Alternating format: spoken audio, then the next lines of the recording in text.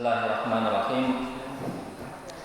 Assalamualaikum warahmatullahi wabarakatuh.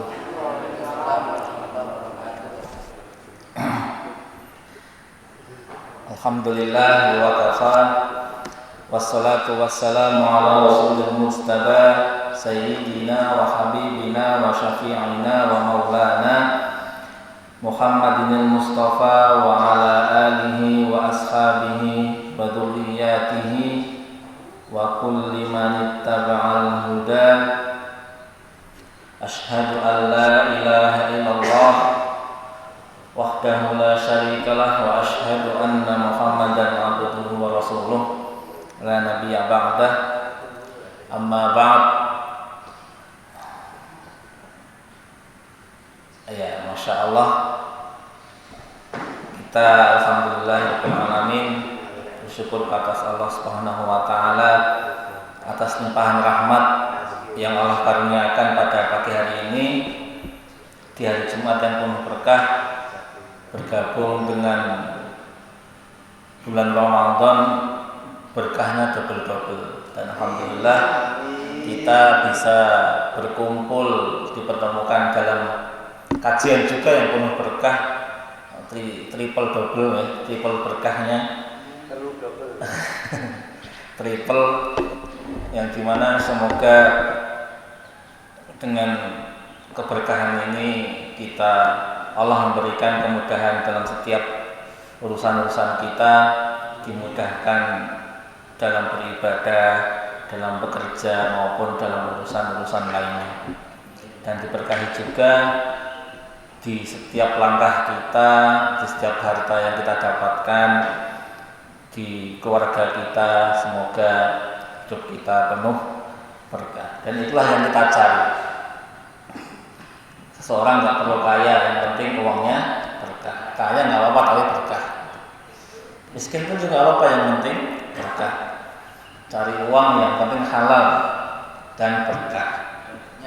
Bukan banyaknya. Banyak alhamdulillah, kalau berkah, kalau cuma banyak tok tanpa berkah ya sama aja. Karena itu yang kita cari. Harta yang berkah insya Allah akan bertambah-tambah.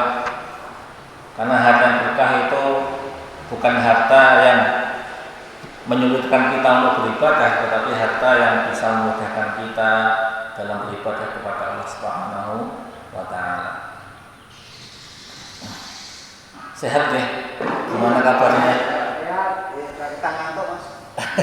Sami gitu. Semalam habis beribadah ya? Wah. Masya Allah. Ini tidak terasa sudah hari ke-25. Terasa mau betul nih? 25 hari berpuasa ini terasa mau betul. Tiba-tiba sudah di akhir bulan Ramadan dan tidak sampai seminggu lagi ternyata sudah lebaran. Sudah persiapan apa?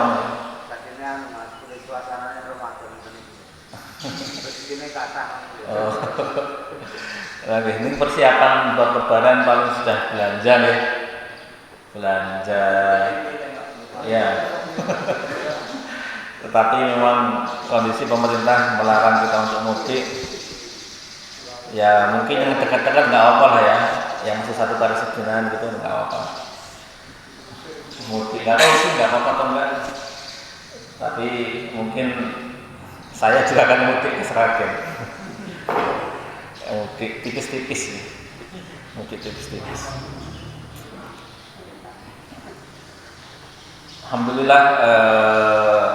Mari kita manfaatkan di sisa hari bulan Ramadan ini dengan banyak beribadah kepada Allah Subhanahu wa taala, khususnya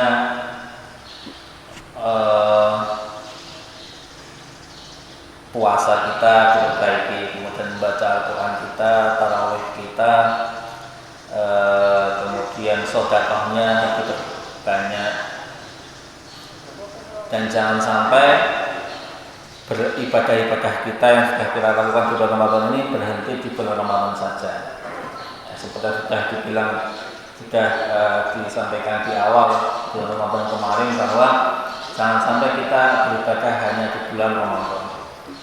Bulan Ramadan itu kan event untuk meningkatkan ibadah, bukan event untuk saatnya beribadah, bukan, tetapi event untuk meningkatkan ibadah kita. Jadi kalau sudah keluar dari bulan Ramadan, ibadah kita tetap lanjut, tetap kita istiqomahkan dalam beribadah kepada Allah Subhanahu wa taala.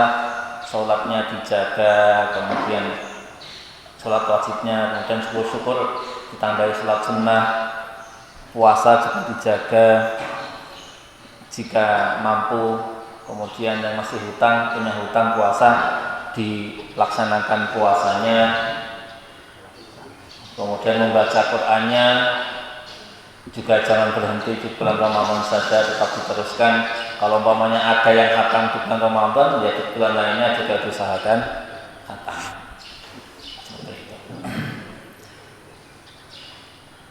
Alhamdulillah. Kemudian yang kedua kalinya salawat serta salam semoga tetap tercurahkan kepada Nabi Muhammad sallallahu alaihi wasallam, yang mana dengan salah dakwah beliau kita bisa merasakan nikmat yang paling besar, yaitu nikmat iman dan nikmat Islam.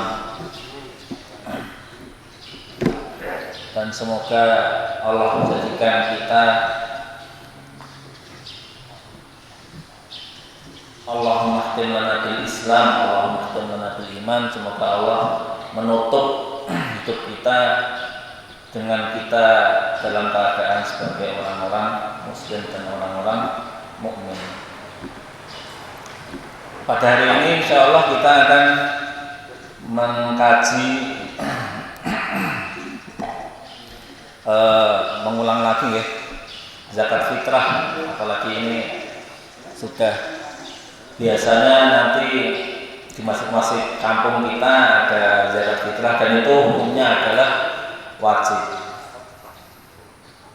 Wa tajibu zakatul fitri salah satu asyad. Jadi hukum zakat fitrah itu adalah wajib. Zakat itu secara bahasa adalah an-nama atau az-ziyadah, bertumbuh dan bertambah. Nah, kemudian di zakat, apa hubungannya dengan sama zakat fitrah? Ada zakat mal, ada zakat fitrah. Zakat mal ini, zakat wajib itu ada dua, yaitu zakat mal dan zakat fitrah. Untuk zakat mal dikhususkan, atau zakat harta dikhususkan bagi mereka yang Allah beri kelebihan harta, seperti contohnya emas, punya mungkin emasnya 100 gram, itu sudah wajib dizakati.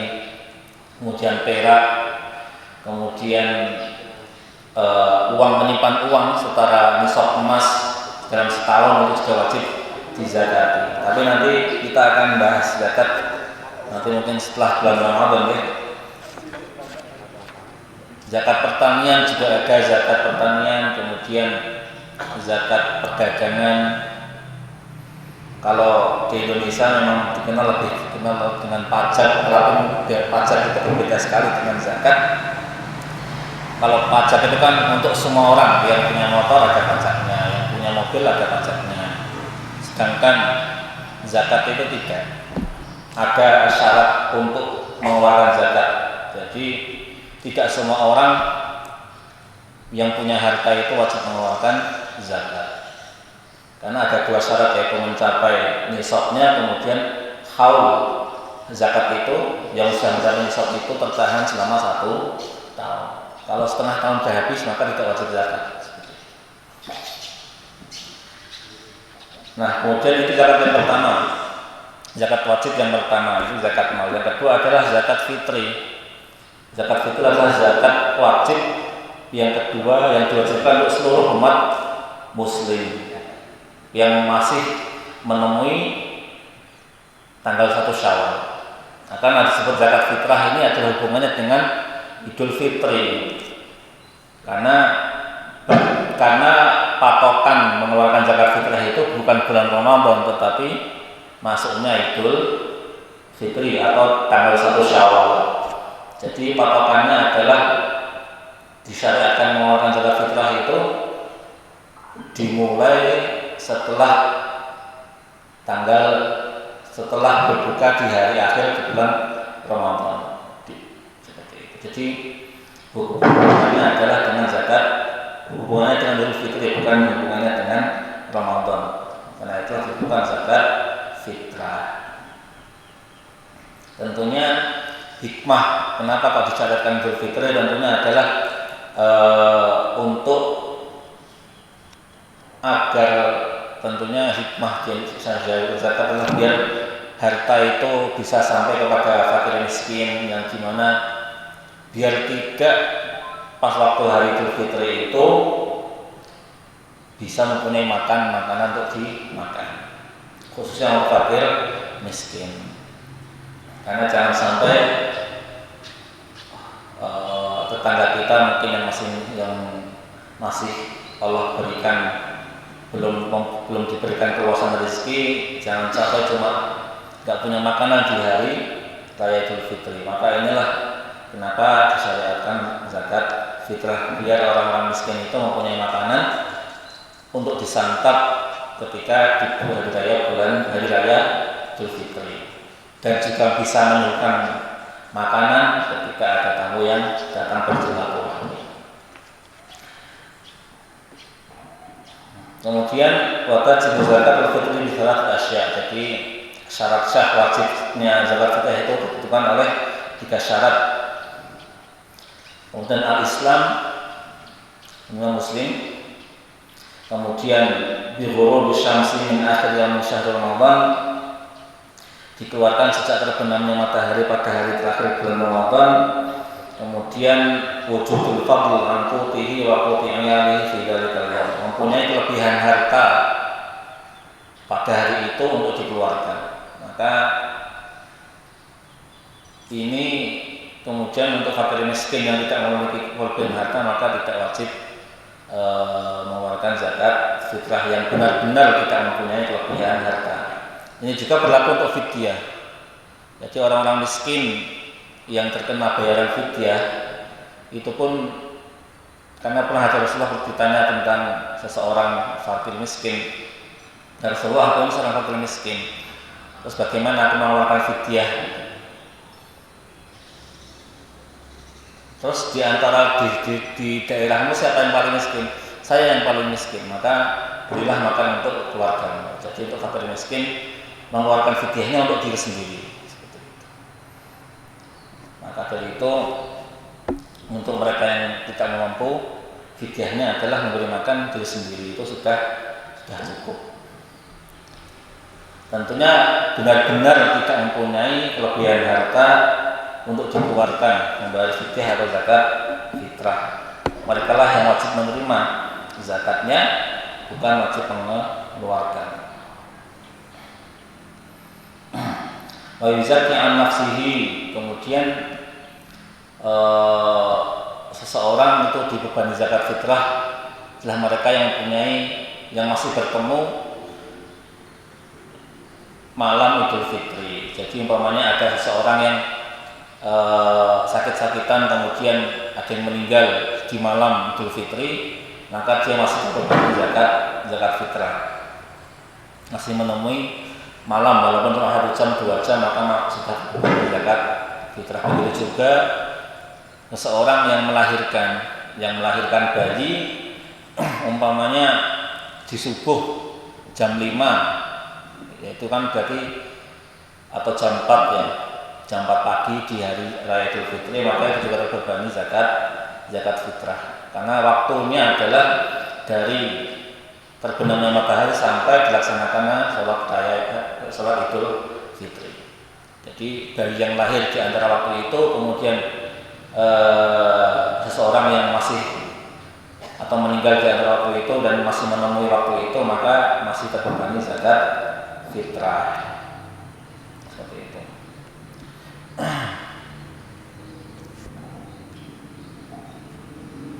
Kemudian wa yuzakki an nafsihi, kemudian siapakah yang wajib mengeluarkan zakat fitrah ini, apakah setiap bulan wajib mengeluarkan sendiri atau tidak, yang dimana sudah kita kaji di minggu kemarin. Jadi zakat fitrah itu lebih baik untuk yang sudah baligh tentunya dikeluarkan sendiri-sendiri. Jadi kalau bagi mereka yang tidak sudah baligh maka tidak perlu, kalau bisa berpisah dari orang tua dalam mengeluarkan zakat fitrahnya. Afdolnya seperti itu. Karena sudah baligh dan sudah menanggung zakatnya sendiri, karena kan mereka sudah terbebani kewajiban dalam mengeluarkan zakatnya. Kalau masih dalam tanggungan orang tua atau masih belum baligh, maka zakat fitrah itu dikeluarkan oleh orang tua.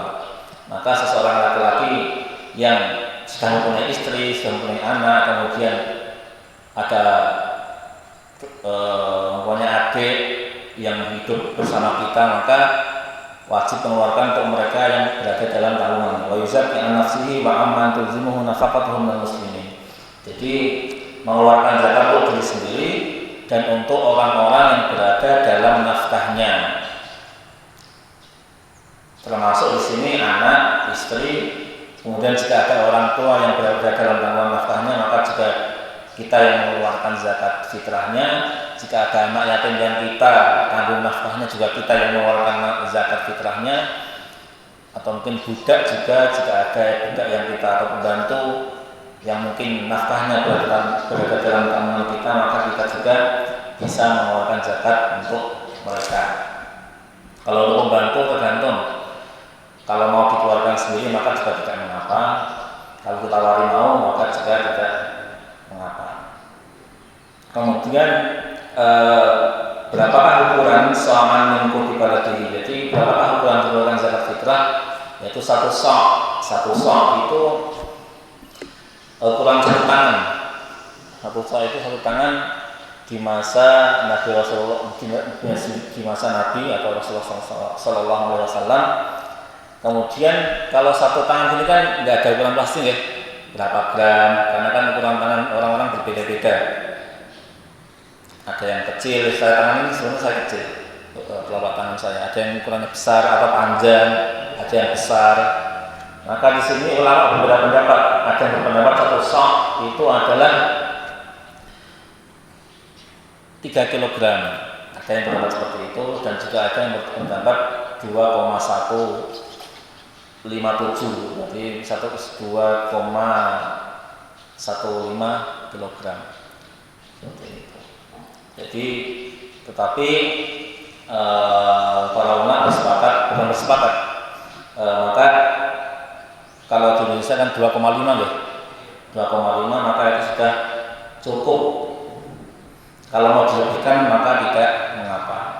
Batas minimal ya 2,5 biar tidak ada rancu, biar itu pertengahan antara 2,1 dan 3 kg. Ukurannya adalah gram, bukan liter. Itu kalau 2,5 gram itu 2, kilo itu berapa liter ya kira-kira? Tinggal lihat di liter ini. Ya 3 liter. Atau mungkin tergantung. Jadi di sini nanti yang dikeluarkan adalah beras yang dimakan sehari-hari. Ya kalau beras sehari-hari itu adalah rojo lele, ya itu yang dikeluarkan. Bukan beras yang di bawahnya, atau mungkin beras namanya ya. Kalau kata saya cuma rojo lele Pak. Mentik wangi. Nah itu ya jika sehari-hari mentik wangi ya yang dikeluarkan yang mentik wangi itu, atau di atasnya, tidak boleh di bawahnya. Yang dikeluarkan adalah makanan beras yang kita makan sehari-hari. Jangan sampai untuk zakat fitrah kita belikan beras yang lebih buruk yang kita makan sehari-hari. Kalau sehari-harinya umpamanya yang di bawah apa umpamanya? Beras raskin umpamanya, maka yang dikeluarkan kalau sehari-hari itu ya dikeluarkan ya itu. Seperti itu. Dulu kan ada, sekarang masih ada beras raskin tuh, betul nggak? Masih ada. Berarti kalau aku sehari-hari pakai itu, maka yang dikeluarkan juga itu. Jika sehari-hari makanan yang dipanen sendiri, maka yang dikeluarkan ya itu yang dipanen sendiri. Tetapi memang ada perbedaan pendapat di sini apakah boleh. Hadis itu kan dalam hadis disampaikan bahwa mengeluarkannya dengan kurma gandum. Tapi di sini ada perbedaan pendapat ulama Hanabilah atau Imam Hambali itu tidak boleh mengeluarkan selain itu, jadi harus gandum dan harus kurma. Tapi tiga ulama lainnya, tiga mazhab lainnya membolehkan tergantung bahan makanan pokok di desanya, di negaranya, kutu baladihi. Kutu baladihi itu bahan makanan pokok di daerahnya. Kemudian ini yang menjadi perdebatan juga, bolehkah, bukan perdebatan tapi perbedaan pendapat juga, khilaf antara ulama, bolehkah mengeluarkan zakat dengan uang. Di sini ulama Maliki, Syafi'i dan Hambali itu tidak membolehkan mengeluarkan zakat fitrah dengan uang. Tetapi ulama Hanafi itu membolehkan. Lebih baik dikeluarkan zakat fitrah itu dengan beras. Jangan sampai kita berhati-hati saja biar tidak masuk dalam perbedaan pendapat, maka lebih baik kita mengeluarkan zakat fitrah dengan bahan makanan pokok mentah tentunya. Seperti itu. Apakah ini wajib diserahkan kepada amil di masjid umpamanya? Tidak harus. Kalau ingin menyerahkan sendiri, umpamanya kita mempunyai kita tahu ada seorang miskin di desa kita yang benar-benar miskin, maka kita boleh mengeluarkan langsung atau mengasihkan langsung ke orang tersebut, tidak harus melalui masjid. Tetapi kalau melalui masjid juga boleh atau melalui amil. Seperti itu. Itu adalah untuk berhati-hati, maksudnya adalah harta yang kita keluarkan dari zakat fitrah itu benar-benar sampai kepada orang fakir miskin. Seperti itu. Kemudian untuk para penerima zakat fitri juga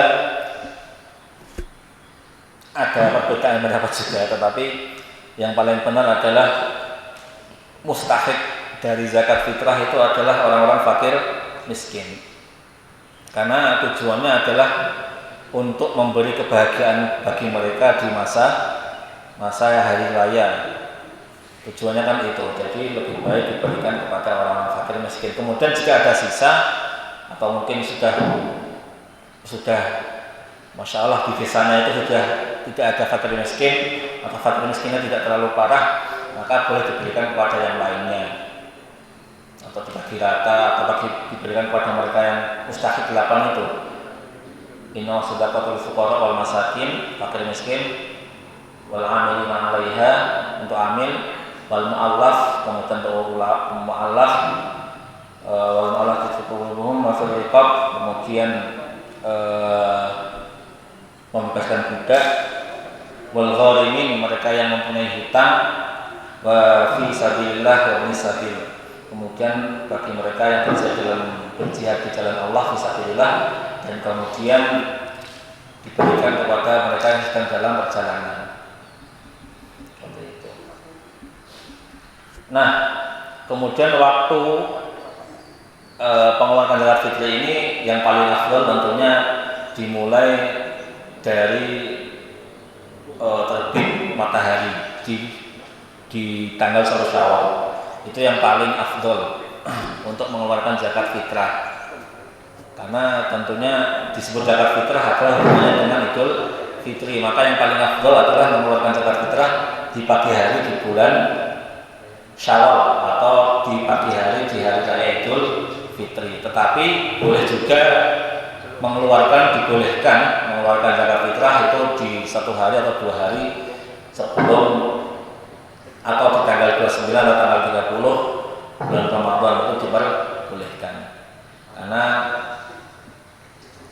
ya kalau di desa itu kan mengumpulkannya satu kampung, jadi boleh dilakukan zakat fitrah itu itu sehari atau 2 hari sebelum datangnya hari raya Idul Fitri, karena kita tidak tahu apakah bulan puasa tahun ini itu tanggal sampai cuma 29 hari atau 30 seperti itu. Maka sebagai kehati-hatian biasanya di tanggal 29 itu sudah membuka penerimaan zakat fitrah seperti itu, biar tidak terburu-buru.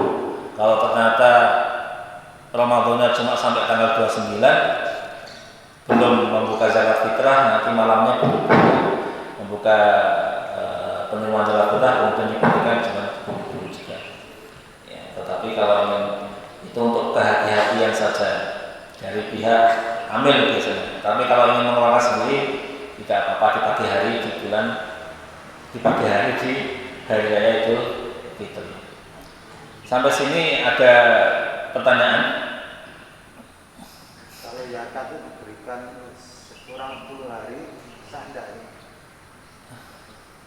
Zakat diberikan 10 hari.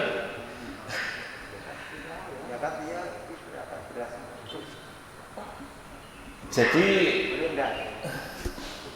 boleh atau enggak ya?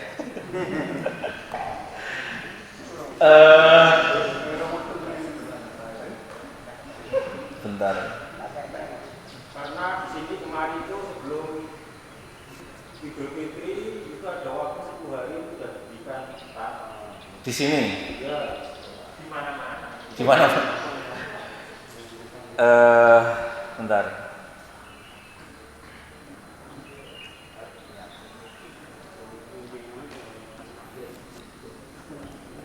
Itu apakah pilihan dari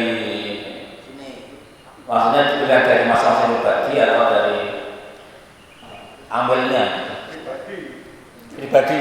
Kalau dari sekolah kan yang bukan sekolah siswa itu. Oh, itu zakat fitrah dari guru-guru, Dari siswa. dari siswa. Siswa dan guru. Ya, pertama Biasanya terperaitan. Dalam berapa hari? ya, Palingan libur. Ada ke susu. Ya, bagikan itu.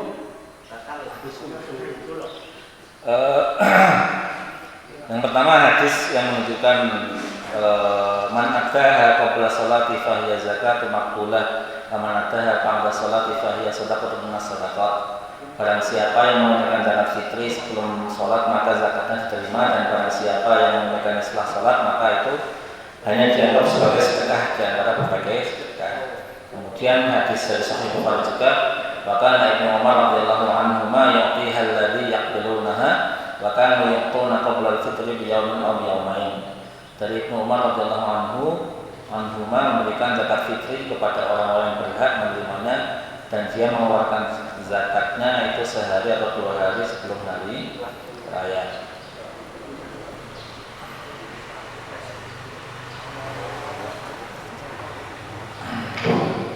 Ya, memang ada ulama yang membolehkan mengeluarkan zakat fitri itu di jauh-jauh hari sebelum datangnya Idul Fitri. Bahkan ada juga ulama yang membolehkan.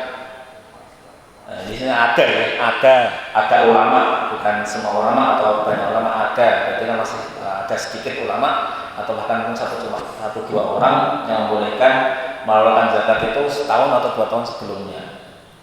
Tetapi tentunya yang paling benar adalah, karena namanya aja zakat fitri ya, zakat fitrah, zakat fitri yaitu zakat yang berhubungan dengan Idul Fitri.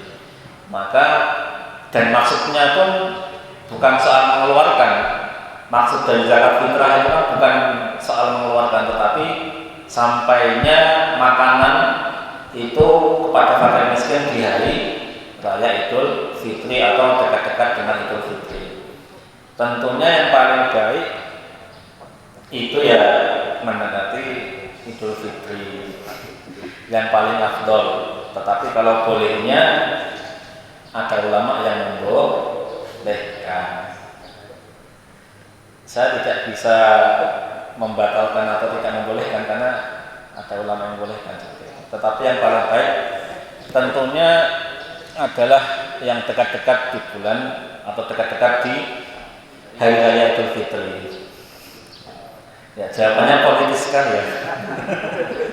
Kan biasanya kan diberikan sebelum sholat Id. Iya. Itu kalau paginya itu nggak nyampe waktunya. Oke. Apalagi kan kebiasaan di Indonesia itu kan mengumpulkan, maksudnya ada pengumpulan zakat. Jadi kalau umpamanya yang menyetorkan ternyata banyak, kan takutnya nggak nyampe dan nggak mau ribet juga gitu kan. Tetapi memang itu ada yang membolehkan mengeluarkan zakat di jauh-jauh hari di awal Ramadan, itu memang ada yang membolehkan seperti itu. Tetapi diusahakan mengeluarkan zakatnya di dekat-dekat lah, dekat hari raya Idul Fitri. Itu yang paling afdol. Afdol itu kan terbaik, maka kalau tidak itu maka mungkin boleh, tetapi tidak yang bukan yang terbaik. Hanya dalam segi waktunya. Karena tujuan utama tadi kan memberikan makanan kepada fakir miskin di hari raya Idul Fitrinya. Kalau jauh-jauh sebelum itu, umpamanya di tanggal 21 Ramadan sudah mengeluarkan, atau tanggal 12 Ramadan sudah mengeluarkan, ya nanti itu udah habis ya. Sudah habis makanannya yang dibagikan tadi, tidak sampai atau tidak, makanan yang dibagikan tidak bertemu atau tidak sampai di hari raya Idul Fitri. Kemudian bagi mereka yang mengeluarkan zakat fitrahnya setelah sholat Id, itu ada dua. Yang pertama, jika dia ada uzur seperti umpamanya lupa atau tidak tahu waktu, umpamanya dia lagi ekspedisi ke hutan, mungkin bagi mereka yang ekspedisi atau penjaga hutan, kemudian bagi mereka yang di lautan yang tidak ada sinyal maupun tidak ada infonya, maka itu kan undur syar'i, maka itu tidak berdosa. Tetapi bagi mereka yang tahu bahwa ini sudah waktunya mengeluarkan zakat fitrah dan mampu untuk mengeluarkan zakat fitrah, kemudian tidak mengeluarkan zakat fitrah dan mengeluarkan zakat fitrahnya setelah sholat Id, maka dia berdosa tentunya. Seperti hadis tadi, bahwa barang siapa momen ada pada sholat ifahiyah sedekah, maka barang siapa yang mengeluarkan zakat fitrah setelah sholat Id, maka dia bukan zakat tetapi sedekah, seperti sedekah pada umumnya.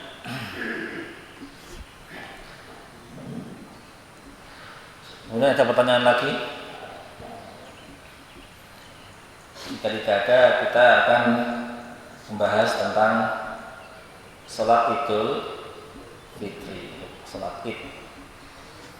Yang kemarin sebenarnya sudah kita bahas ya. Tetapi memang kadang sudah kita bahas itu lupa lagi, betul atau tidak?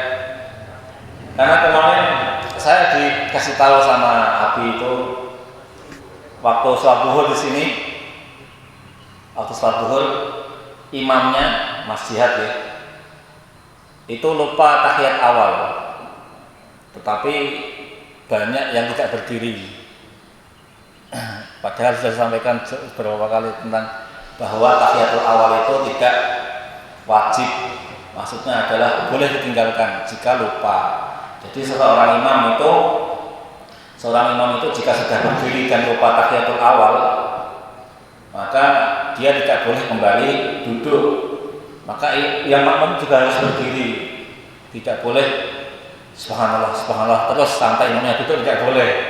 Jadi imam itu kalau sudah berdiri di tahiyatul awal itu tidak boleh duduk lagi. Nah, maka jangan sampai nunggu imam duduk lagi gitu. Tetap harus berdiri walaupun tidak tahiyatul awal. Tahiyatul awal itu tidak wajib, bukan rukun sholat. Jadi kalau lupa boleh ditinggalkan, tetapi tidak boleh ditinggalkan dengan sengaja. Tidak boleh ditinggalkan dengan sengaja. Tapi kalau tidak sengaja, maka itu tidak boleh kembali lagi. Kalau sudah berdiri tegak, tidak boleh duduk lagi. Kalau makmum tetap mengikuti imam.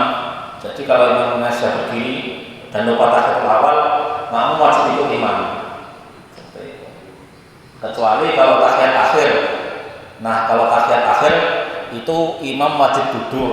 Kalau tahiyat akhir atau di rakaat keempat atau rakaat ketiga atau rakaat kedua di salat subuh itu wajib duduk lagi karena tidak boleh nambah rakaat.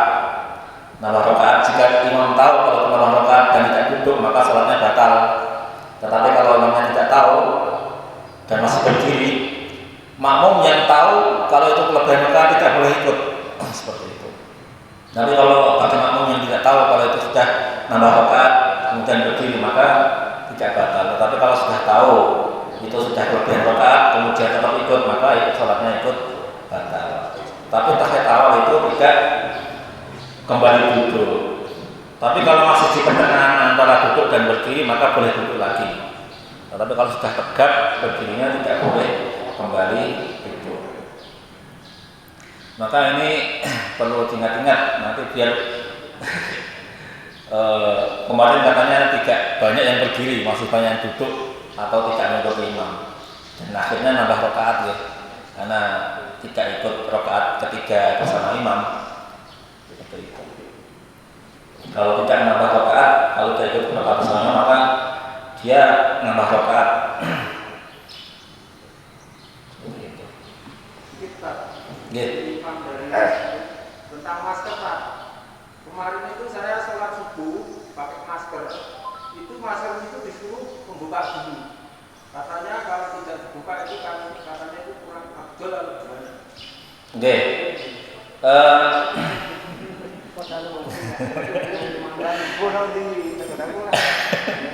Ya ini enggak, ini memang banyak orang-orang yang jadi ada sebuah. Jadi kenapa? Memang kalau dalam kondisi normal itu harus dibuka masker kalau kondisi normal. Tetapi ada kaidah daf'ul mafsadah aula min jalbil maslahah. Jadi menghindarkan atau menjauhkan atau menghilangkan keburukan itu lebih utama daripada mendapatkan manfaat atau maslahah atau kebaikan. Contoh yang paling utama adalah yang sudah kita rasakan sholat Jumat di waktu awal pandemi. Sholat Jumat itu bahkan wajib bagi setiap muslim. Nah, di sholat Jumat itu ada masalah apa tidak? Tentunya ada masalahnya, bahkan itu wajib. Ada kebaikan di dalamnya, ada manfaat di dalamnya, ada keutamaan dalam melaksanakan sholat Jumat, bahkan itu menjadi hukum wajib bagi setiap muslim apalagi laki-laki. Tetapi ketika ada di situ keburukan atau mafsadah di dalamnya, maka menghilangkan mafsadah itu lebih diutamakan daripada mendapatkan maslahah atau kemanfaatan atau kebaikan. Maka di waktu awal pandemi itu kan sholat Jumat ditiadakan, maka itu boleh. Karena kaidahnya adalah menghilangkan keburukan dulu, baru mencari kebaikan atau kemanfaatan. Maka yang wajib aja seperti itu, boleh seperti itu, apalagi yang cuma maskeran, kemudian jarak soft berjarak, itu lebih boleh lagi. Maka sholat dengan pakai masker itu boleh, sujud dengan pakai masker itu boleh, bahkan renggang itu juga boleh jika itu untuk menghilangkan keburukan atau keburukan. Karena menghilangkan keburukan atau menjauhkan keburukan itu lebih diutamakan daripada mendapatkan manfaat atau maslahah. Itu kaidah yang harus dipegang. Dan itu juga kaidah yang membuat saf berjarak, kemudian jarak mudik, itu kan, kemudian saf pakai masker, itu yang sebenarnya itu bukan ijma, bukan para ulama tidak sepakat Bahkan di kondisi normal pun ulama itu perbedaan pendapat. Jadi boleh saja memakai masker itu boleh di kondisi normal. Ada ulama yang membolehkan. Terus bagi mereka yang mau pakai sorban atau peci itu tidak harus pakai, tidak harus gini. Boleh juga seperti ini boleh, walaupun tidak menyentuh lambung itu boleh. Selama yang ininya itu tidak terlalu tebal itu boleh. Maskernya kan terlalu tebal nih, masker sebenarnya. Itu kondisi normal pun sebenarnya boleh, dibolehkan. Seperti halal sajadah itu kan, ya, itu seperti itu. Jadi itu boleh dan sah-sah saja. Yang nggak sah itu yang nggak sujud. Yang nggak sujud itu rakaatnya nggak dihitung. Umpamanya ada yang lupa sujud cuma satu kali sujudnya, maka rakaat pada rakaat itu tidak dihitung dan dia wajib menambah satu rakaat lagi. Ada pertanyaan lagi?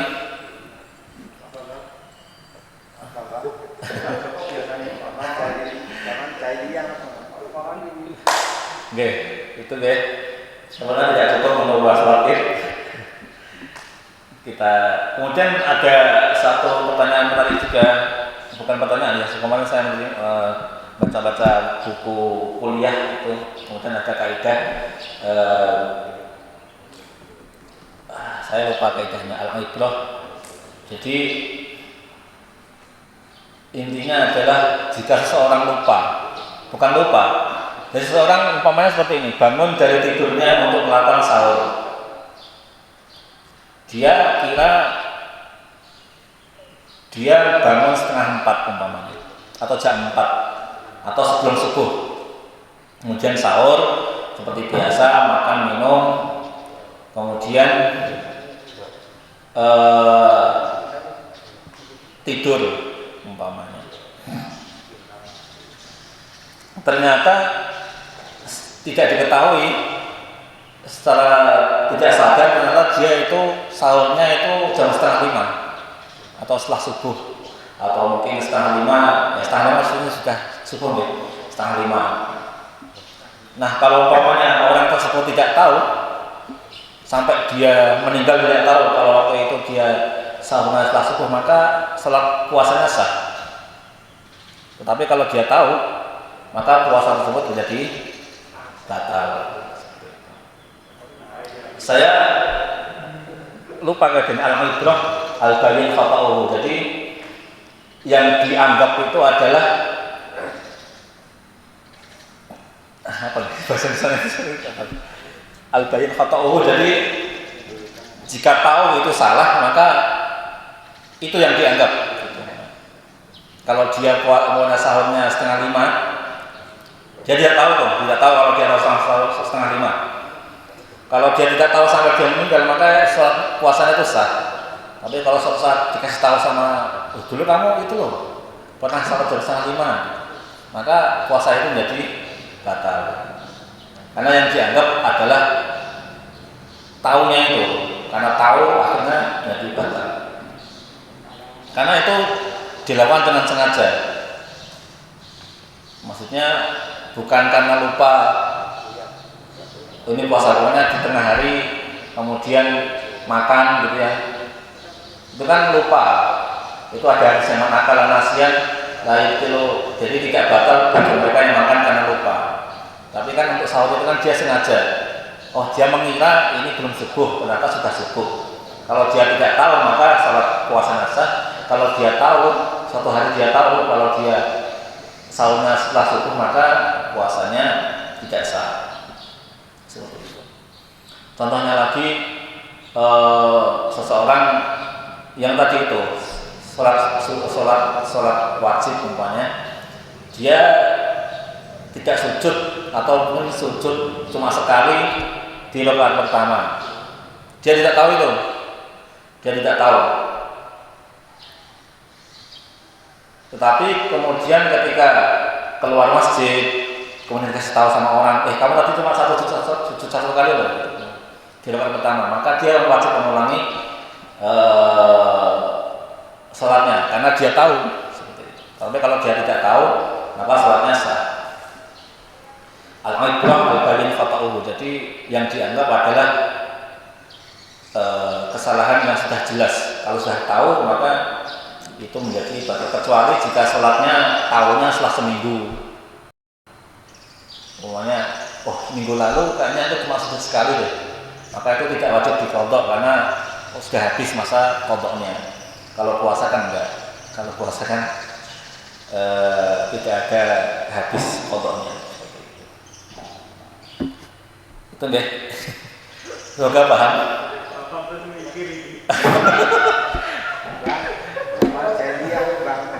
Enggak, kalau memang itu yakin deh, harus yakin.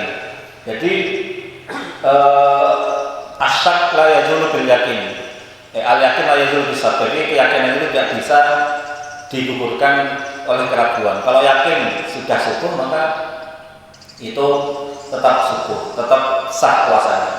Kalau cuma ragu-ragu ya, bukan keyakinan. Tadi itu maksudnya seperti itu kalau yakin dia ternyata sahurnya setelah subuh. Kalau yakin, benar-benar yakin.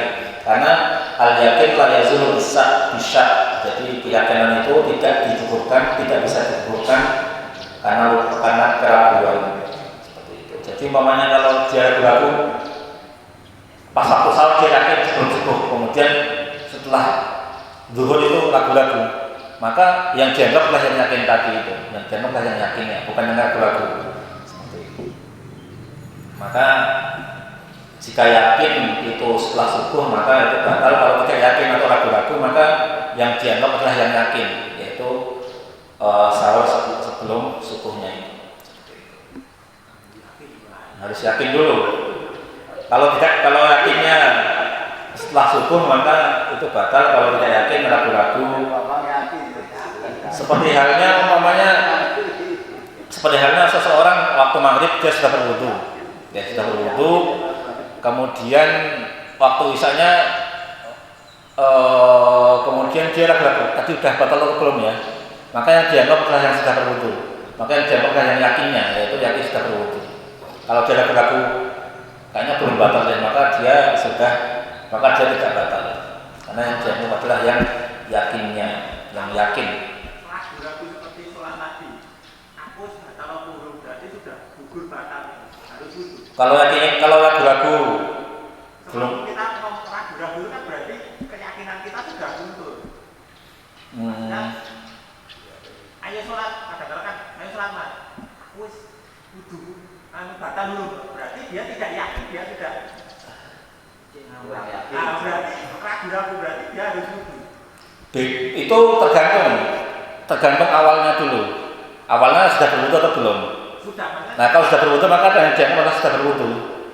Kalau pokoknya dia ragu-ragu sudah batal atau belum, berarti belum batal. Karena diambil dari awalnya dulu. Kalau awalnya sudah berwudu, itu maka yang dianggap sudah berwudu. Kalau di awal dia tidak berwudu, kemudian dia yang ragu-ragu tadi sudah wudu atau belum ya, maka dia belum berwudu. Malah diberatkan umpama maghrib, sudah wudu otomatis. Berarti kan kalau mau isya, walaupun dia ragu-ragu, aku batal atau belum, berarti dia lebih berat ke sudah wudu. Kalau sudah wudunya, karena awalnya sudah berwudu. Kecuali mau berangkat ke masjid di maghribnya atau isyaknya, dia yakin belum wudu tadi. Maksudnya umpamanya waktu dari rumah dia di awal berangkat kan yakin belum berwudu, sampai masjid lupa tadi sudah berwudu atau belum ya. Nah, kemudian itu yang dianggap adalah belum berwudu karena awalnya adalah tidak berwudu. Bahkan kalau dia sudah berwudu, kemudian sampai masjid sudah berwudu atau belum ya, maka yang dianggap pun juga belum berwudu karena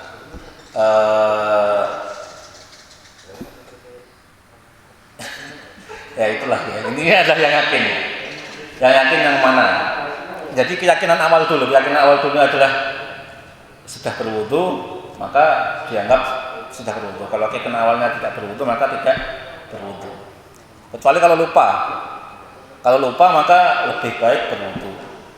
Maksudnya lupa di sini bukan keraguan ya. Bukan keraguan. Jadi bisa membedakan antara keyakinan dan lupa ya. Pokoknya tadi sudah lupa atau belum? Tadi sudah berwudu atau belum ya? Kalau tidak ada keyakinan sudah berwudu atau belum, maka dia berwudu. Paham ya? Atau masih?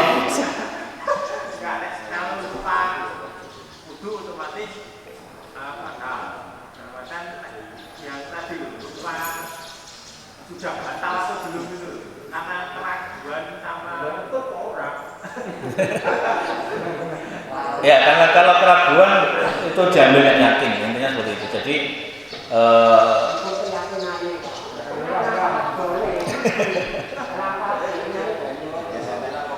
jadi itu nanti nggak perlu apa namanya dipikir terlalu jeru gitu ya. Ini adalah diambil yang yakinnya aja. Kalau udah yakin maka itu yang diambil. Kalau ada keraguan di situ maka diambil yang yakin. Karena itu yang dihitung. Jadi keraguan al-syak la yazulu bil yakin. Al-yakin la yazulu bis syak. Jadi keyakinan itu tidak bisa diruntuhkan atau tidak bisa dihilangkan karena keraguan.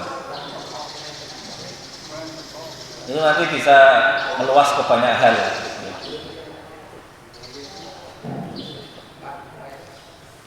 Oke, ini sudah selesai. Oke, ini sudah selesai jam 8 lebih kelebihan. Sudah nggak ada pertanyaan lagi? Kalau ada yang mau kakak silakan. Oke, apa?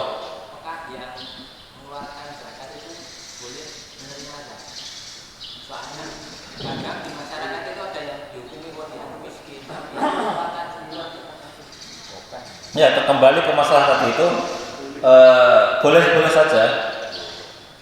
Pertama karena keadaan tadi, kalau umumnya sudah tidak ada fakir miskin yang sangat fakir, kemudian umumnya terkumpul di dalam satu kampung itu 500 kg. Kemudian fakir miskin yang parah di situ cuma 5. Apakah nanti satu fakir miskin menerima 100 kg? Ya terserah ambilnya. Ya. Kalau mau kasih 100 kg boleh saja. Tapi kalau enggak, kalau mau sudah mencukupi umpamanya yang 50 kg atau 25 kg sudah cukup, maka yang sisanya nanti itu bisa dibagikan ke yang lainnya. Atau yang fakirnya itu di atasnya dia. Karena di Indonesia itu kan ada orang yang sebenarnya fakir tapi berusaha untuk melakukan zakat fitrah. Karena kadang orang itu kan nggak maksudnya artinya kan kurang lega kalau melakukan zakat fitrah. Siapa tahu dia itu sebenarnya fakir kemudian minjem ke tetangga untuk melakukan zakat fitrah, kan tidak tahu seperti itu. Maka jika dia ada fakir walaupun tidak banget gitu ya, maka tetap dikasih. Walaupun dia mau melakukan zakat fitrah maka tetap dikasih walaupun dia fakir. Kalau untuk zakat fitrah ya. Karena zakat fitrah itu semua mengeluarkan, tidak ada nisab dalam zakat fitrah. Jadi bagi mereka yang fakir miskin, kemudian bagi mereka yang mampu pun boleh mengeluarkan zakat fitrah. Kecuali bagi zakat mal ya. Zakat mal itu kan mereka bagi yang mampu saja, tidak semua orang mengeluarkan zakat mal. Maka di situ wajib kepada ke-8 orang itu. Jadi tidak mungkin seseorang yang melakukan zakat mal itu mendapatkan zakat.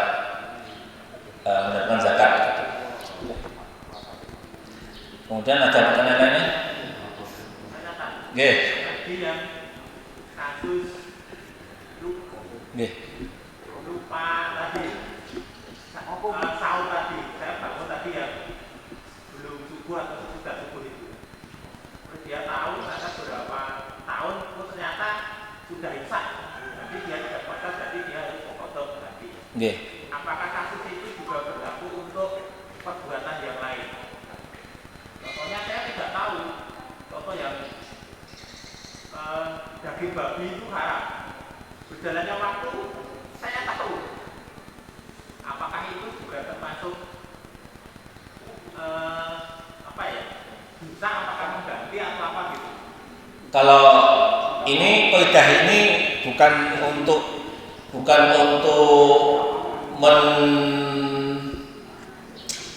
menjadi itu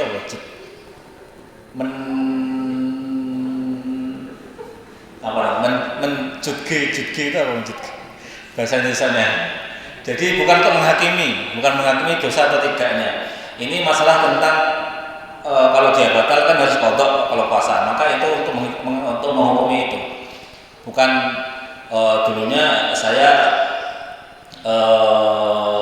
makan babi, tidak tahu kalau haram haram, kemudian haram, maka itu kan sudah selesai. Walaupun dia tahu dia haram kan sudah selesai, tidak ada hukuman di situ. Kalau berbeda dengan puasa, berbeda dengan sholat, yang dimana jika dia tahu dia wajib mengqadha. Kemudian sholat juga jika tidak lama waktunya, punya 1 hari, dia tahunya 1 hari setelahnya, maka kan dia masih wajib mengqadha. Tapi kalau tahunya setahun setelah berlalu kan tidak wajib mengqadha. Ini hubungannya dengan mengqadha. Kalau umpamanya juga berhubungan dengan hukuman juga kafarah. Kalau umpamanya ada orang yang berhubungan, naudzubillah nggih, berhubungan badan di siang hari di bulan Ramadan waktu awal nikah dan masih jahiliyah, belum tahu ilmunya. Kemudian setelah beberapa waktu atau 50 tahun atau 20 tahun berikutnya tahu kalau ternyata berhubungan badan di siang bulan Ramadan itu ternyata bukan hanya membatalkan puasa, tetapi juga ada hukumannya. Maka hukuman itu yang intinya di situ untuk dijalani juga. Karena itu kalau dia tahu maka hukumannya menjadi kena dia. Menjadi terkena hukuman. Kalau dia tidak tahu sampai dia meninggal maka itu tidak apa-apa. Tidak berdosa maksud saya. Berdosa karena berbulan puasa, tetapi tidak. Nggih. Bagi yang tidak mengerti pun tetap nanti dapat hukumannya bukan di dunia tetapi ya karena ini ilmu yang wajib. Nah kalau itu Pak, tadi yang dikatakan sudah wajib makan daging babi tadi dia nggak tahu. Kalau itu tadi daging babi mau mencontohkan ya. Jadi di agama Islam itu ada ilmu-ilmu yang harus diketahui oleh setiap muslim, yaitu ilmu tentang rukun Islamnya. Bahkan sampai detailnya itu harus tahu. Bahkan jika dia tidak tahu, dia tetap akan nanti dapat hukuman di akhirat karena tidak mengetahui tentang agamanya, tentang hal-hal yang wajib tentunya. Nah, kalau kemudian tentang hal itu dia tetap dapat dosa. Tentunya dosanya berbeda dengan dia yang tidak tahu. Tetap dapat hukuman nanti di akhirat. Karena dia tidak mengilmui dengan sengaja, tidak mengilmui agamanya. Itu pun berdosa. Bagi mereka yang tidak mengilmui itu tetap berdosa karena itu hal yang wajib. Ada ilmu yang wajib dipelajari, kan ada yang sunnah. Yang sunnah seperti contohnya adalah tafsir, kemudian hadis. Berarti kan ilmu tentang sholat, puasa, zakat ini kan wajib diketahui. Bagi mereka yang tidak tahu nisab karena tidak mau belajar, maka itu tetap dosa. Jadi bagi mereka yang umpamanya berhubungan badan waktu di zaman jahiliyah atau mungkin dengan sengaja berbuka kemudian sampai hayatnya tidak mengqadha, dia tetap akan dapat hukuman nanti di akhirat karena dia tidak mau mengilmuinya, atau itu pun tetap dapat dosanya karena ini adalah sesuatu yang wajib. Jadi jangan sampai dalam hatinya wah nyesel aku ikut kajian, enggak seperti itu ya. Jadi walaupun tidak ikut kajian karena sesuatu yang wajib maka tetap berdosa. Seperti itu. Jadi tidak ada pilihan. Jadi bagi mereka yang tidak mau mengilmui agama Islam pun tetap berdosa. Karena dia tidak mau mengilmui atau tidak mau tahu tentang agama Islam ini. Dia sudah menjadi muslim, maka ada beban yang harus ada tanggung jawab yang harus sebagai muslim itu harus diketahui. Tentunya mengilmui tentang hal-hal yang wajib tadi. Sholat itu harus tahu ilmunya, kemudian zakat juga harus tahu ilmunya karena itu hal yang wajib. Kemudian puasa harus tahu ilmunya tentang seluk-beluk tentang puasa. Minimal yang rukun Islam itu wajib diketahui. Jadi kalau maunya nggak tahu, ya antum harus cari tahu, harus belajar. Ya itu ya betul sekali. Kamu tidak tahu itu kamu salah. Gitu. Karena ada ilmu yang wajib diketahui, wajib dipelajari bagi muslim, ada juga ilmu yang sunnah seperti itu. Jadi maksudnya tadi saya mau cari contoh itu kan babi itu kan oke lah, nggak tahu kan nggak termasuk tidak juga karena tidak tahu, karena bukan atau produk.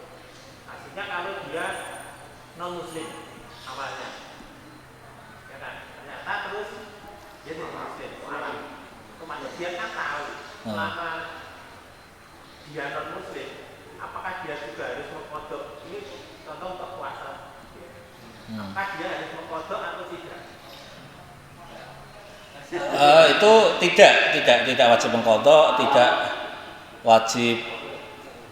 Bahkan seorang mu'alaf itu ketika masuk Islam semua dosanya hilang semua yang setelah lalu. Karena seseorang itu dibebani ibadah ketika dia muslim. Jadi kalau sebelum dia muslim maka tidak dapat beban ibadah dan sebagainya. Maka puasa itu tidak mengqadha karena dia bukan muslim waktu itu. Dia dihitung mendapatkan beban ibadah ketika sudah masuk Islam. Jadi tidak mengqadhanya.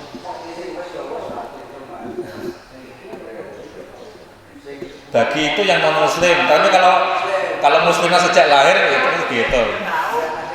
Ya. Contoh yang agak menyerupai yang mengkodok itu. Nah kalau dia muslim masih ini orang mungkin kosoi. Ya tadi dia ada juga. Dengan santrinya saja maksudnya dengan praktis menganggap santri orang kosong apa-apa. Nah, karena dia kajian, dia tahu apakah dia harus kodok. Kok cuma kamu tahu nggak? Kalau ya dia wajib. Inilah kenapa bagi seorang muslim itu tetap diwajibkan, tetap terkena itu. Kalau dia muslim ya. Karena dia sudah terbebani tanggung jawab ibadah itu. Nah, kita bersyukur, alhamdulillah sudah tahu. Alhamdulillah sebelum meninggal sudah tahu. Jadi hukumannya itu bisa dilaksanakan di waktu di dunia, bukan di akhirat nanti. Alhamdulillah tahu. Karena kalau tidak tahu itu hukumannya tambah double. Allah alam deh. Tetapi tetap ada namanya ilmu yang wajib diketahui. Ya seperti tadi, kamu tidak tahu itu salah. Karena ini hal-hal yang wajib. Nah minimal bagi seorang muslim itu mengilmui rukun Islamnya. Ibadah-ibadah yang wajib itu minimal diilmui. Kalau ibadah sunnah syukur-syukur diilmui. Tetapi kalau tidak mengapa. Tetapi wajib yang ibadah wajib itu wajib diilmui. Seperti itu. Maka seorang muslim itu wajib mencari tahu. Bahkan seorang mu'alaf itu umpamanya masuk Islam, dia sudah dibebani amal walaupun belum tahu. Jadi kan walaupun dia belum tahu sholat itu seperti apa, tapi dia tetap wajib sholat. Walaupun nanti harus wajib bagi dia sedikit demi sedikit belajar sholat, tetapi sudah sejak dia masuk Islam dia sudah wajib sholat walaupun dia belum tahu sholat itu apa. Pokoknya waktu masuk Islam dia tidak hafal bacaan Al-Fatihah, padahal Al-Fatihah itu wajib. Tetapi dia harus sholat walaupun tidak hafal Al-Fatihah, tetapi dia wajib sedikit demi sedikit belajar tentang sholat, puasa, zakat dan sebagainya. Itu harus konsekuensi bagi seorang muslim. Jadi jangan sampai acuh tak acuh atau bodoh amat atau masa bodoh dengan terutama adalah ilmu agama tentang ilmu ibadah yang wajib, rukun Islam, sholatnya, zakatnya, puasanya. Kalau haji nanti bisa dipelajari ketika sudah mampu. Tetapi yang utama adalah tadi itu sholat, puasa dan zakat. Zakat itu pun tidak semuanya. Zakat itu pun bagi yang sudah mampu atau sudah mencapai nisab. Bagi yang masih fakir atau miskin atau pas-pasan maka tidak perlu belajar zakat pun tidak apa-apa. Jadi seperti amalan-amalan yang kedua di terakhir, apakah kita bisa ampunan yang seperti yang dikatakan Pak Tri itu Pak? Itu terakhir kan sama ampunan. nggih. Sambut menghapus. Ya. Katakan Pak Tri itu tadi enggak. Jadi mengampuni dosa itu kan ada dosa yang bisa diampuni kalau dia sudah, itu kan bukan dosa Pak. Jadi meninggalkan puasa itu kan dia dosa, tetapi masih ada kewajiban dalam dirinya. Jadi dia masih wajib. Kalau dosa mungkin diampuni, tetapi itu masih ada tanggungan. Kalau dia tidak dikerjakan tetap dapat dosanya. Kalau yang tadi babinya, Nah itu bisa diampuni. Jadi ya Jadi dosa-dosa seperti itu bisa diampuni. Dosa selain syirik itu pasti diampuni oleh Allah Subhanahu wa taala. Bahkan dosa syirik pun bisa diampuni jika dia bertobat sebelum meninggal dunia. Jadi dosa apapun bisa diampuni. Nah, sisanya adalah tanggungan-tanggungan tadi seperti mengqadha, kemudian ada kafarat. Itu yang masih harus dilaksanakan seperti itu. Kalau dosa insya Allah sudah terampuni. Dengan sengaja meninggalkan sholat itu tidak memotong. Tergantung, ada dua. Yang pertama, ada orang sebenarnya masih wajib mengqadha. Pertama, ada seseorang yang sengaja meninggalkan sholat karena padahal dia tahu dia wajib, kemudian dia menyepelekan, maka sebenarnya dia sudah tidak wajib mengqadha karena dia sudah kafir dalam waktu itu karena dia menyepelekan sholatnya. Bahkan ya, bukan soal mentakfir bukan, tetapi sholat itu adalah al-ahdu bainana wa bainahumus shalah. Jadi sholat itu adalah pembeda antara muslim dan kafir. Jadi kalau tidak dilakukan atau bahkan meninggalkan dengan sengaja atau bahkan menyepelekan, sebenarnya para ulama ada yang tidak wajib mengqadha karena waktu itu sudah kafir atau keluar dari agama Islam karena menganggap sholat tidak wajib atau bahkan sholat atau bahkan menyepelekan sholat. Jadi tidak mengqadha karena sudah keluar dari agama Islam. Tapi ada juga yang mengqadhanya, masih juga ada. Kalau yang kita, kalau yang mengenai puasa tadi, mungkin kan zaman dulu beberapa puluh tahun yang lalu pernah tidak puasa atau terus lupa, jadi kurang kilo ya. Nah itu dikira-kira mawon. Kalau lupa hari waktunya, lupa tepatnya dikira-kira saja. Kalau umpamanya, dulu kayaknya cuma 10 hari dalam setahun, maka cuma itu aja. Dikira-kira, tidak harus pas. Kalau sudah lupa maka dikira-kira, tetapi harus karena dia yakin tidak puasa waktu itu. Jadi hari ini, dulu saya yakin nggak puasa deh waktu umur 18 atau 17 atau 19. Kira-kira nggak tahu tepatnya. Padahal 25, tapi kalau dalam hati kayaknya cuma 15, maka yang dianggap sudah 15 tadi itu. Kalau sudah berlalu lama maka dikira-kira. Tidak harus tepat kalau sudah lupa tepatnya. Tidak. Puasa belajar misalnya terus balik tuh Pak. Kemudian ya sebisa mungkin belajar puasa tapi berdua nanti wajib mengqadha. Kalau sudah balik wajib mengqadha. Karena sebenarnya tidak ada belajar puasa. Jadi sholat tadi kan bisa bro. tapi kan dia sudah muslim sejak dari lahir, kecuali beda ya maksudnya. Puasa itu kan jenengan puasa itu kan nggak perlu ilmu, gitu kan. Ya cuma bangun sahur kemudian nggak makan nggak minum sampai maghrib, kan udah tahu ilmunya. Jadi berbeda dengan sholat kan harus hafal bacaannya. Bagi seorang mualaf kalau belum hafal pun tetap dia wajib sholat, bahkan juga puasa seperti itu. Dan tidak perlu latihan. Kalau sudah wajib, sudah baligh itu harus 1 hari full. Ya, ini juga asik juga. Kenapa ada puasa beduk? Itu bagi sebenarnya itu bukan puasa. Bapak ini latihan Karena kalau untuk anak-anak, karena anak-anak itu tidak mendapat pahala, tidak dosa. Jadi bagi anak-anak itu dia tidak mendapatkan dosa dan juga tidak mendapatkan pahala karena masih belum baligh.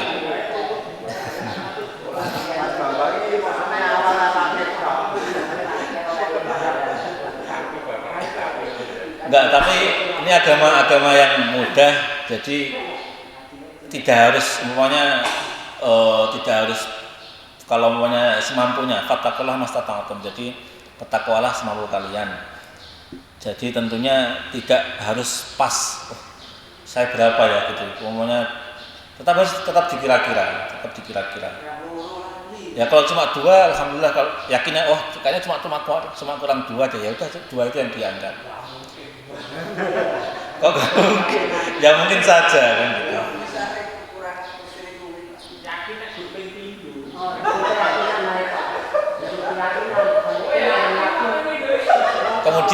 Kemudian juga lupa namanya berapa tahun nggak puasa. Ya kira-kira kalau yakinnya cuma 2 tahun ya udah, berarti cuma itu aja yang dihitung. Kalau sudah tidak mampu untuk berpuasa maka dikeluarkan fidyah saja.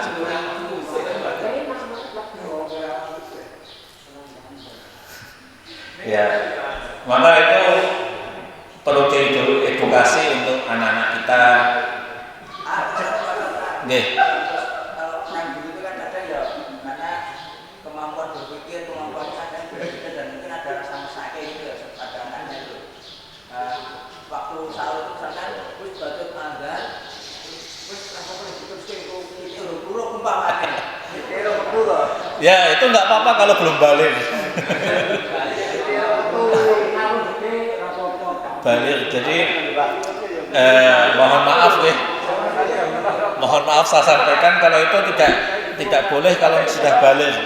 Kalau sudah balik maka harus subuh itu sudah tidak boleh makan lagi. Pak, lupa baliknya kapan lupa? Ya udah dikira-kira saja. Atau dikira-kira kayaknya waktu SMA ada, ya udah SMA. Atau bahkan kayaknya umur 20 baru balik, ya udah 20. Maka itu dikira-kira.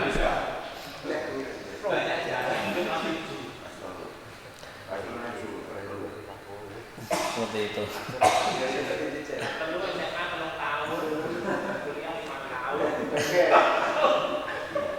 Enggak, jadi ya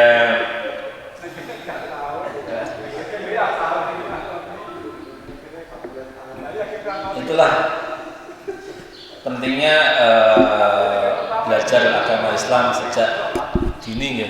Jadi harus mengilmui, itu kan beban, kewajiban, wajib dilakukan, dan itu kewajiban, dan meninggalkan pun dosa. Jadi jangan dianggap bagi mungkin banyak orang-orang muda zaman sekarang deh. Saya juga sering lihat waktu luar sawah pada nggak puasa. Jangan dilihat enaknya, itu kan kelihatannya enak, tapi nanti kalau alam ya sengsara nanti, karena itu ada hisabnya. Ya di dunia kan nggak seberapa, ada negeri atau ada alam yang gimana lebih abadi dan kekal, dan kita persiapkan untuk dalam menyambutnya, karena kematian itu masih datang, dan itu semua amal ibadah kita masih akan dipertanggungjawabkan. Seperti itu. Nggih. Yang sudah mau pergi boleh pergi, kan sudah habis waktu. Nggih. Yang sudah perlu boleh. Nggih. Kadang-kadang ada mungkin dia tidak tahu persepsi di masyarakat, masih muda, puasa sebenarnya kuat, kerja, karena dia sebagai atau dewasa lah dulu. Kenapa kosong sibuk bayar ujian baik? Harus urusannya kan harus mengontrol. Bilang persepsi di masyarakat, ya mungkin tidak tahu. Bayar ujian baik merasa puasa orang ngomong. Saya Itu tanda kutip betul. Ya harus disadarkan. Makanya kan harus tetap Mengkodok ya. dari waktu sampai tua. Sama dia masih mampu untuk berpuasa, maka dia mengkodok deh. Dia tahunya sama kami lain, dia tahunya sudah tua. Dia tidak bisa mengkontrol.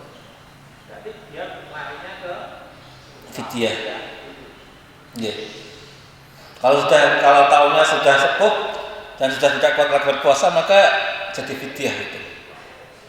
Karena sudah tidak lagi mampu berpuasa. Dan bahkan kalau mamanya seseorang itu ingat di 1 hari sebelum meninggal, kemudian dia mencatat, oh saya tidak puasa 500 hari, kemudian disampaikan kepada ahli warisnya, kemudian besoknya meninggal, maka yang 500 hari ini wajib dibayarkan hutangnya oleh ahli waris. Fidyah. Kalau ahli waris itu tidak ada urutannya. Kalau mengkodok boleh, fidyah juga boleh. Tinggal milih aja kalau untuk ahli waris, karena dia bukan hutang dia, karena hutang orang tuanya atau hutang yang sudah meninggal. Jadi untuk ahli warisnya boleh memilih antara fidyah atau mengkodoknya. Tidak ada urutannya. Kalau untuk ahli waris boleh mengkodok, boleh membayar fidyah. Membayar fidyah langsung boleh, mengkodok juga boleh. Tidak harus mengkodok dulu baru fidyah.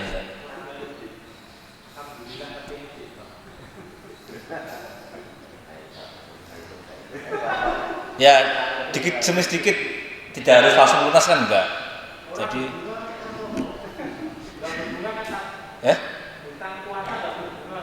tidak jadi bisa dicicil dengan puasa Syawal, umpamanya waktu Syawal kan puasa 6 Syawal, maka itu juga dibarengi dengan niat qadha pun bisa double niat bisa. Puasa sunnah itu bisa didobeli niat, puasa Arafah didobeli dengan puasa qadha bisa. Walaupun itu qadhanya puasa wajib. Ya, diniatkan dengan puasa qadha dulu baru nanti puasa sunnah. Itu boleh digabungkan puasa Syawal. Di mazhab Syafi'i itu dibolehkan menggabungkan dua niat, puasa Syawal dengan puasa Ramadan, kemudian puasa Arafah dengan puasa Ramadan itu boleh dilakukan. Jadi nanti ketika datang Asyura atau 10 Muharram itu puasa sunnah, maka itu boleh diniatkan untuk mengqadha juga. Kemudian puasa Arafah itu juga boleh diniatkan dengan mengqadha juga. Puasa Syawal 6 hari, ya minimal kan bisa mencicil 8 puasa dalam setahun gitu kan. Berarti kadang-kadang kan ada yang dipertanyakan juga antara puasa Syawal sama nyari mengqadha dulu atau Syawal dulu. Ya. Untuk itu sebenarnya boleh mendobel niat. Untuk puasa Syawal dan qadha itu boleh mendobel niat. Dalam mazhab Syafi'i ya. Dalam mazhab Syafi'i itu dibolehkan mendobel niat untuk dan itu sah dua-duanya sah. Untuk puasa Ramadan, untuk mengqadha dan puasa Syawal itu boleh. Tetapi afdolnya itu puasa qadha dulu baru puasa Syawal jika ingin menggapai keutamaan puasa setahun penuh. Karena kan puasa setahun penuh itu kan dalam hadis puasa Ramadan dulu baru Syawal. Nah, yang tadi digabung niatnya boleh dan sah, tetapi tidak mendapatkan keutamaan setahun penuh. Nah, kecuali puasa 6 Syawal ini digabung dengan mengqadha tahun lalu. Nah, itu mendapatkan keutamaan. Umumnya tahun ini sudah full 30 hari. Nanti Syawal 6 hari dan diniatkan qadha tahun lalu. Maka dia mendapatkan keutamaan karena yang diqadha tahun lalu bukan tahun sekarang. Dengan syarat tahun ini full ya. Laki-laki bisa, kalau untuk perempuan kan belum tentu bisa. Kalau laki-laki umumnya tahun lalu saya punya hutang 6 hari tidak puasa. Karena keadaan tidak bisa mencaur hutang setahun yang lalu, kemudian masih ada sisa 6 hari di tahun ini. Tahun ini alhamdulillah bisa full. Nah, kemudian di Syawal tahun ini puasa sunnah dan puasa mengqadha tahun lalu. Maka dia tetap qadhanya dapat, keutamaan setahun fullnya juga dapat. Karena yang dihitung tahun itu ya. Keutamaan puasa setahun penuh itu yang dihitung tahun itu. Ya.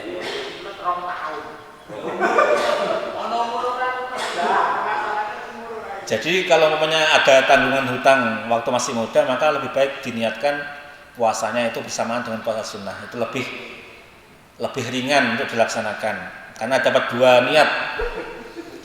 Contoh dua niat lagi adalah sholat duha dengan sholat tahiyatul masjid itu bisa dilakukan dengan satu niat. Yang tidak boleh itu adalah contohnya takbiratul ihram dengan takbir ruku itu tidak boleh. itu tidak boleh dilakukan dan itu batal semuanya, harus takbir ihram dulu baru takbir rukuk. Contohnya lagi ada kok, nanti saya share deh ini yang melakukan niat di madzhab Syafi'i. Ya kalau afdalnya nyarutang dulu baru puasa nyawal. Tapi kalau mau digabung boleh.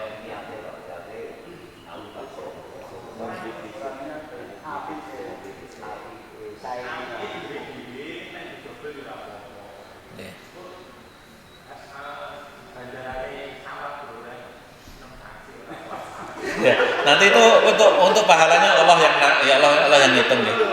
Tapi itu boleh dilakukan. Tetapi tetap diniatkan qadha dulu baru diniatkan puasa sunnah Syawal. Puasa Senin Kamis juga bisa diniatkan di double niatnya untuk puasa qadha dan puasa Senin Kamis. Seperti itu. Ada pertanyaan lagi?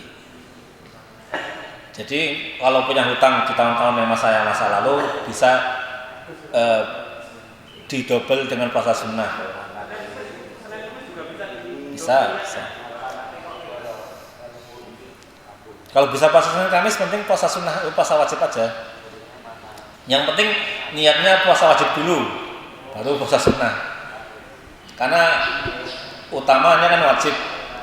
Kalau tidak diterima kan, yang penting puasa wajibnya diterima gitu kan. Karena ada boleh meninggalkan gitu. Seperti itu. Karena ada yang dimana digabungkan niat itu yang terima cuma wajibnya aja, itu juga ada. Saya lupa itu ibadah apa. Jadi ada yang boleh digabung, tetapi nanti yang terima cuma wajibnya, atau ada yang digabung tetapi yang tidak diterima dua-duanya juga ada. Kemudian ada juga yang digabung dan diterima dua-duanya juga ada. Ada pertanyaan lainnya? Ini yang punya urusan boleh meninggalkan, yang ingin tetap di sini juga boleh. Mohon maaf sebelumnya.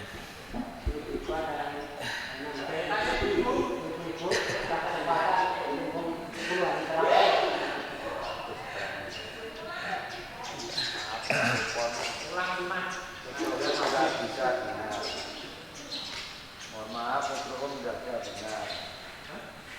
Mikrofon orang Sudah tidak ada pertanyaan lagi? Sudah nggih? Ya, semoga bermanfaat.